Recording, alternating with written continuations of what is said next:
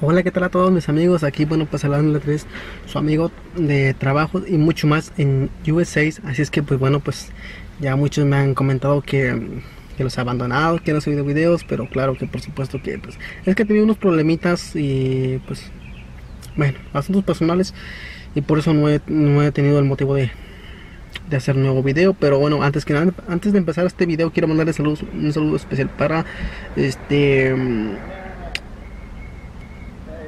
para Lisette Canseco, saludísimos para ella que se encuentra en Bakersfield, saludísimos. Y también saludos para toda la gente ya de México que se encuentra en todo México, pues, y toda la gente de Guatemala, de Honduras, de El Salvador y aquí de los Estados Unidos. Pues también saludo a la gente de Texas, de Colorado, Nevada, Kentucky, Georgia y Tennessee, para la gente de Florida, saludísimos para allá, para toda esa gente.